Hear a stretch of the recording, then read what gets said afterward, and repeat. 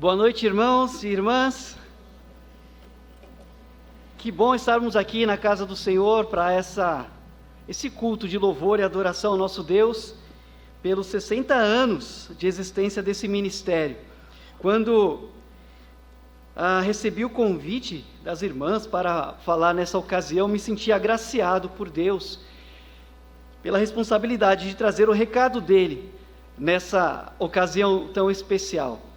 E me senti muito abençoado pelo Senhor, porque a sociedade fazendo 60 anos, quer dizer, eu que tenho 40 anos, quando estava nascendo, essa sociedade ou este ministério já brilhava para a glória do Senhor e já frutificava.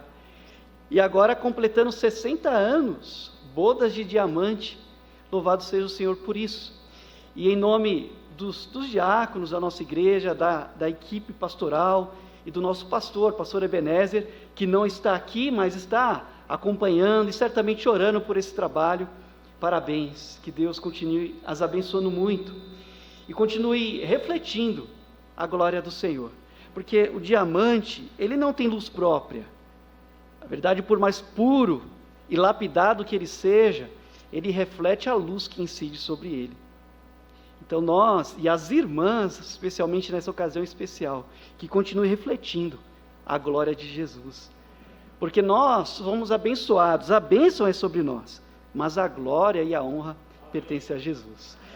Eu convido todos a abrirem as suas Bíblias comigo em Isaías, capítulo 41, versículo 10, e se você puder, coloque-se em pé. Desde o começo do culto nós temos cantado e falado a respeito desse tema. Não temas, eu sou contigo. É o que nós vamos continuar ouvindo através da palavra do Senhor e da mensagem que Ele nos trouxe ou colocou em meu coração para essa ocasião. Então, Isaías capítulo 41, versículo 10. Me acompanhe nessa leitura que diz assim: não temas, porque eu sou contigo, não te assombres, porque eu sou o teu Deus. Eu te fortaleço e te ajudo e te sustento com a destra da minha justiça.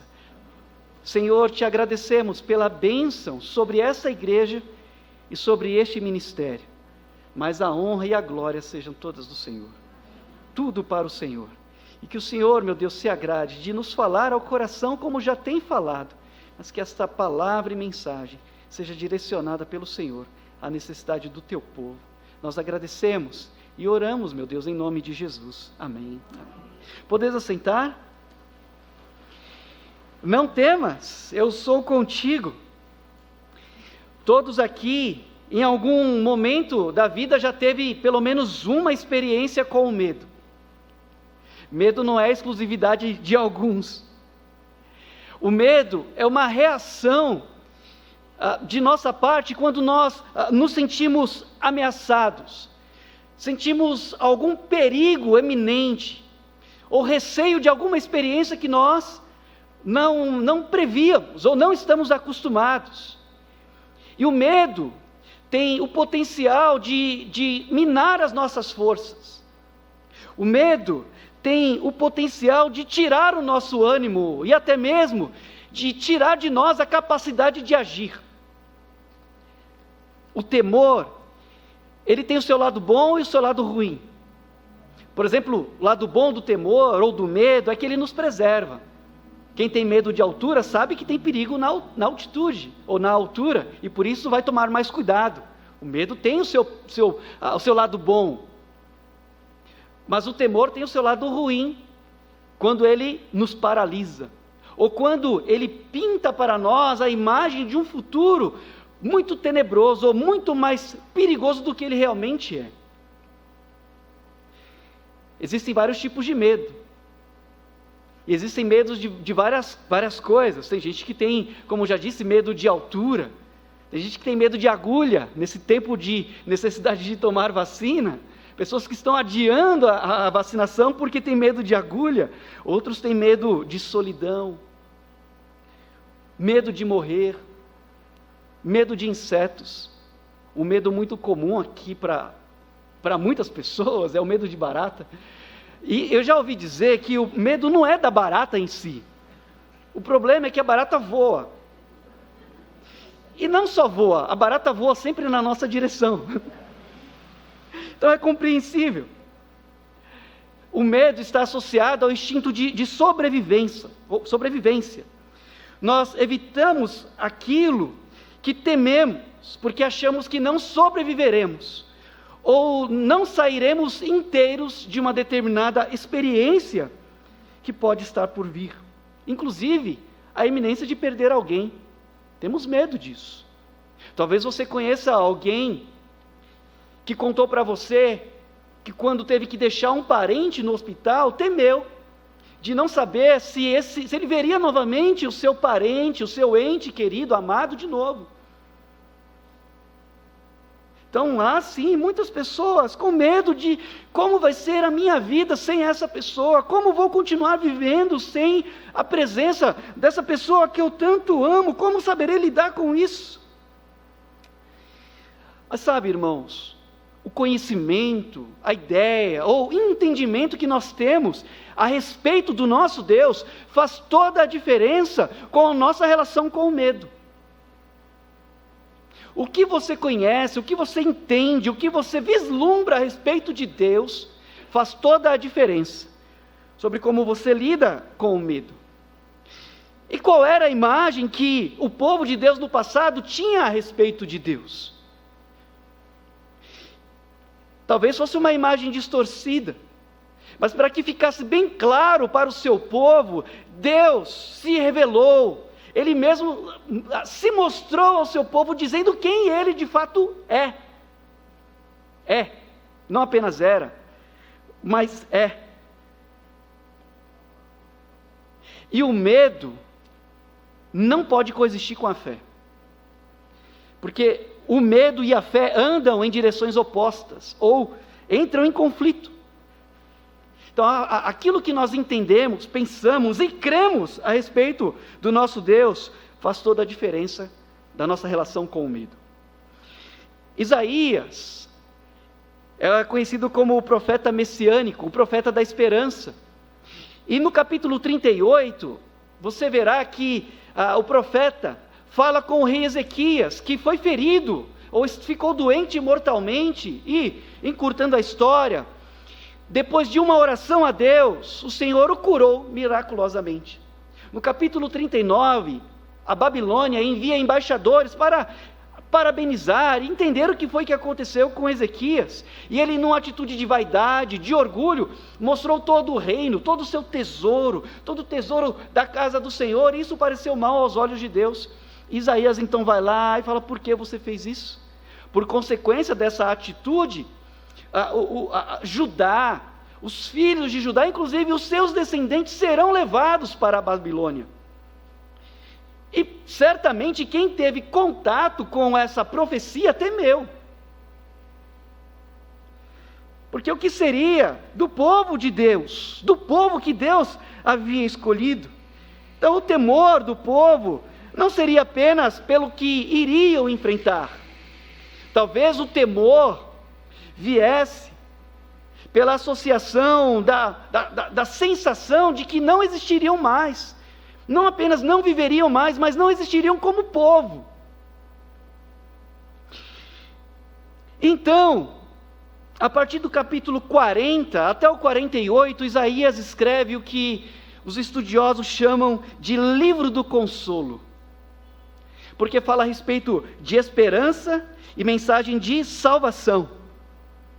E por isso, nesses capítulos, do 40 ao 48, entre promessas de juízo e promessas de livramentos, Deus diz em Isaías 41, versículo 10, não temas, porque eu sou contigo, não te assombres, porque eu sou o teu Deus, eu te fortaleço, eu te ajudo, eu te sustento com a minha destra fiel, ou com a destra da minha justiça. Não temas, é a palavra do Senhor para nós, seu povo, nessa noite. E por que não temer? Pensando nisso, trago nessa noite, em nome de Jesus, o Senhor, 3 motivos para não temermos. E o primeiro motivo é que nós não devemos temer porque Deus dá provas da sua soberania. Deus é soberano. Soberania é um dos atributos incomunicáveis de Deus. É um atributo que só pertence a Deus. E Deus não compartilha com a sua criação ou com suas criaturas. Por exemplo, Deus é onipotente e só Ele é todo-poderoso. Deus é onisciente e só Ele é onisciente. Deus é onipresente, Deus é imutável e só Ele é imutável. E Ele é soberano sobre toda a sua criação. É Ele quem domina tudo. E traduzindo, irmãos e irmãs, o que é que isso significa? Significa que em todo o universo, quem manda é Deus. Porque Ele é soberano. E Ele deu provas disso. Como que Ele deu provas disso para o seu povo e para nós?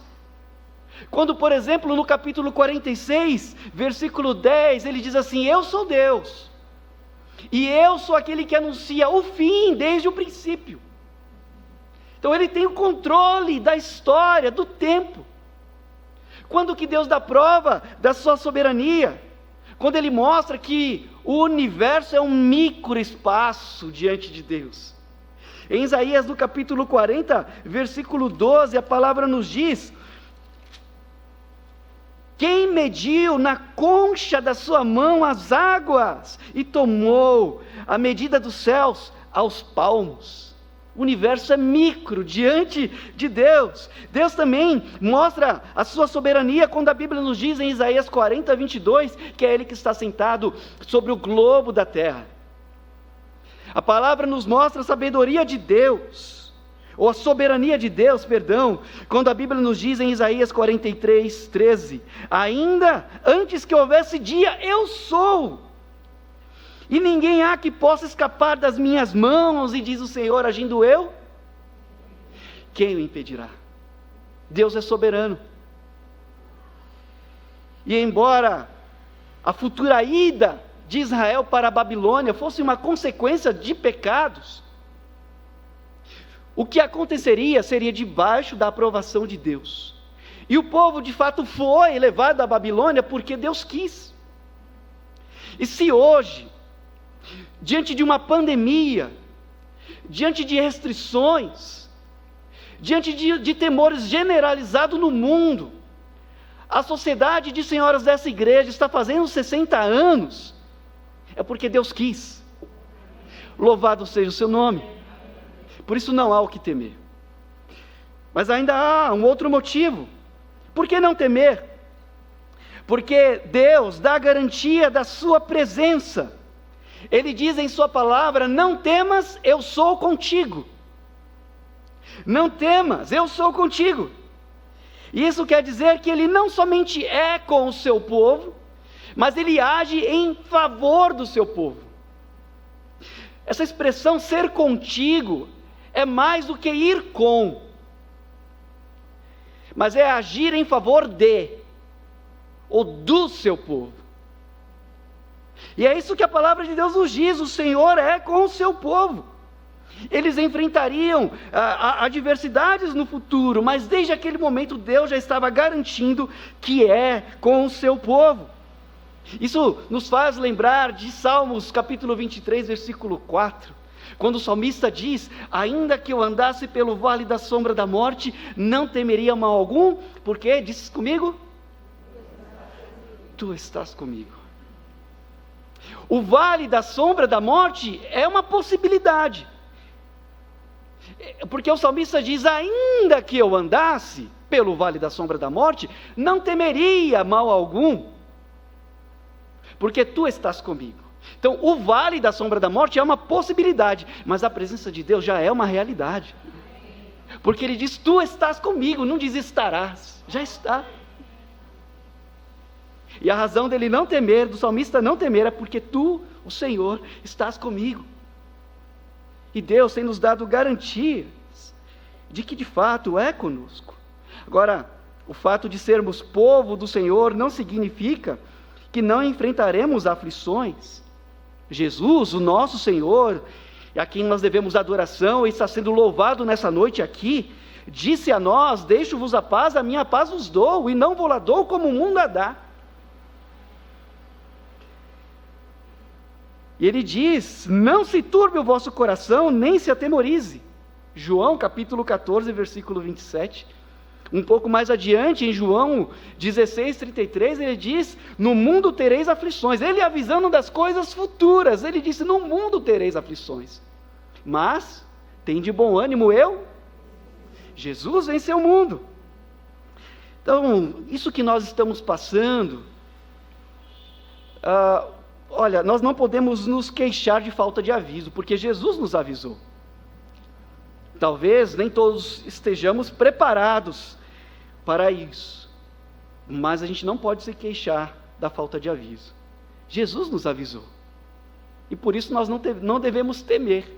Agora, Ele também nos garantiu que estaria conosco todos os dias até a consumação dos séculos, e há a promessa de vida, porque Jesus disse, pegando pelo menos um exemplo, a igreja de Esmirna, Ele que foi morto e reviveu, dizendo que eles não deveriam temer, porque no final, Apocalipse capítulo 8, versículo 11, ele diz assim: quem tem ouvidos, ouça o que o Espírito diz às igrejas, o que vencer, não receberá o dano da segunda morte. Então Jesus morreu, mas ressuscitou e vive, e tem a promessa de que nós viveremos como Ele vive. Então a morte não tem a última palavra sobre a nossa vida. Louvado seja o nome do Senhor. E sim, o povo de Deus teve que atravessar desertos. O povo de Deus e servos do Senhor na Babilônia foram lançados na fornalha, foram lançados na cova dos leões. Deus não os livrou da fornalha, Deus não os livrou das covas, e você conhece essa história, mas lá na fornalha e lá na cova, Deus estava com os seus servos.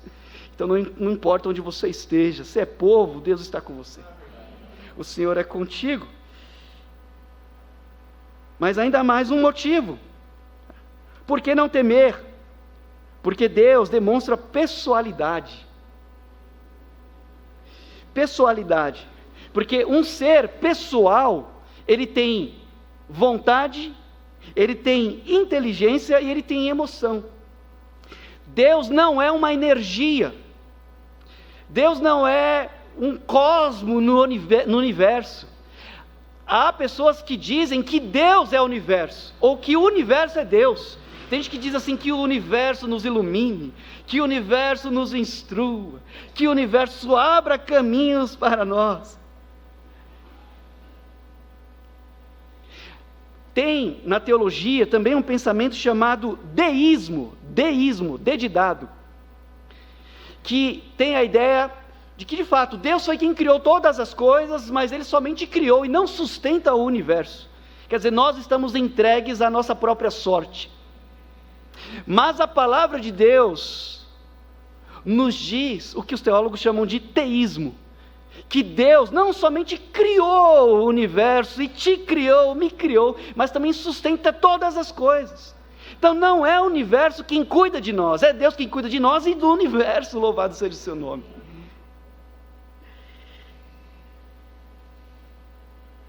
E aqui nessa passagem de Isaías, Deus fala a respeito da cegueira de muitas nações. Deus fala que cada um clamava ao seu Deus ou aos seus deuses, mas Deus dizia, sendo um Deus pessoal: eu sou o teu Deus, dizendo ao seu povo. As nações escolhiam os seus deuses, construíam os seus deuses, os povos escolhiam os seus deuses, mas Deus escolheu o seu povo. Foi Ele quem chamou-nos para ser seu povo. E é por isso que Deus pessoalmente cuida de você. É por isso que Deus pessoalmente corrige você, porque Ele não é uma energia, Ele é o nosso Deus. Ele pensa, Ele planeja, sempre pensando no seu bem. Deus não falha em suas promessas, Deus não desiste do seu povo, Deus não desiste de você. Nós não estamos entregues à própria sorte, porque Deus diz ao seu povo: eu sou o teu Deus, e diz ao seu povo: tu és o meu povo. Os povos criaram e escolheram para si os seus deuses, mas Deus nos chamou para sermos seu povo.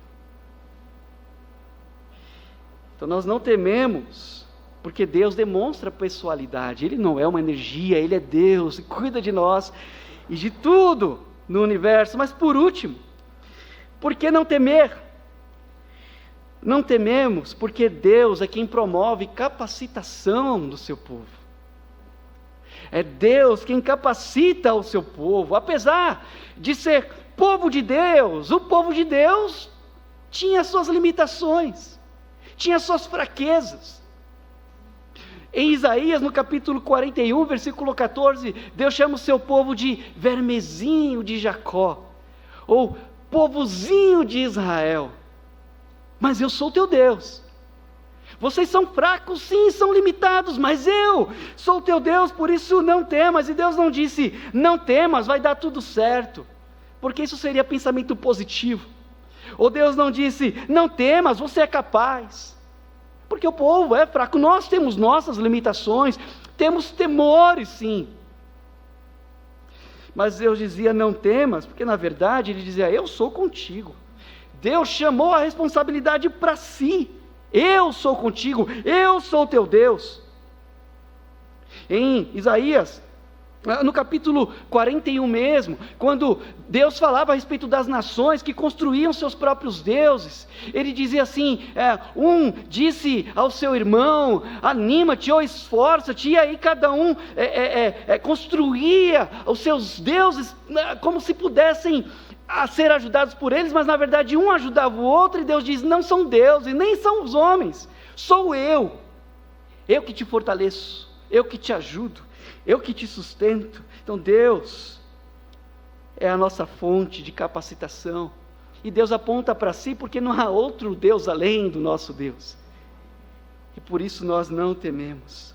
Deus é a nossa fonte, Deus é quem nos capacita para enfrentarmos o que tememos. Então Deus, que é o que nos fortalece, que é o que nos ajuda, que é o que nos sustenta, diz para nós, Igreja de Jesus, diz para as senhoras que estão fazendo 60 anos, na presença do Senhor: não temas, não temas. Irmãos e irmãs, se chegamos até aqui, foi porque o Senhor nos sustentou. Por isso toda a honra, toda a glória seja ao seu nome. E nós não estamos abandonados à própria sorte, mas nós estamos nas mãos do Todo-Poderoso, e ninguém pode escapar das suas mãos. Louvado seja o seu nome.